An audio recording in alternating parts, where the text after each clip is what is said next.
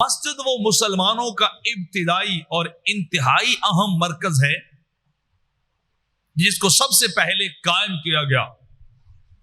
پوری دوسری اقوام اور ملل کے اندر، ادیان کے اندر، ورلڈ وائڈ آج بھی دنیا کے اندر مسلمانوں کی ایک علامت یہ بھی ہے کہ مسلمان جہاں بھی جاتے ہیں، چاہے یہ کسی علاقے، کسی نئے حصے، زمین کے حصے پہ تجارت کی غرض سے جائیں، یا ویسے سکونت کی غرض سے چلے جائیں، یا جہاد کی غرض سے جائیں، کسی بھی مقصد کو لے کے جائیں اور وہاں یہ کچھ عرصہ رک جائیں، سٹے کر لیں، تو باقی اقوام اس بات کو مانتی ہے کہ مسلمان اور کچھ بنائیں یا نہ بنائیں، اللہ کا گھر وہاں سب سے پہلے بناتے ہیں.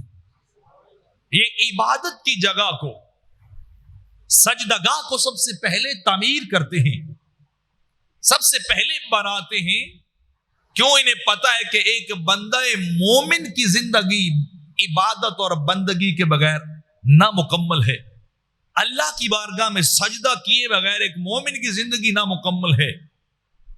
زندگی آمد برائے بندگی، زندگی بے بندگی شرمندگی. یہ زندگی ہمیں ملی اس لیے کہ ہم اللہ کی بندگی کریں. وما خلقت الجن والانس الا ليعبدون. مالک کائنات خود بھی تو ارشاد فرما رہا ہے، بیان کر رہا ہے کہ میں نے جن و انس کو فقط ایک مقصد کے لیے پیدا کیا ہے، لے یعبدون، کہ وہ میری بندگی کرنے والے ہوں، مجھے سجدہ کرنے والے ہوں، میری بارگاہ میں اپنی جبین نیاز کو جھکانے والے ہوں.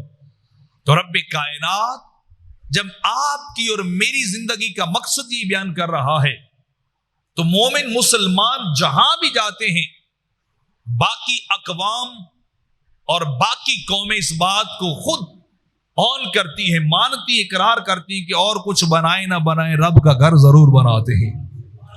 اپنا گھر بنے یا نہ بنے، اپنی جھونپڑی کھڑی ہو یا نہ کھڑی ہو، اپنا مکان تعمیر ہو یا نہ تعمیر ہو، لیکن رب کا مکان جیسے بھی ہو یہ ضرور بناتے ہیں. یہ مسجد کو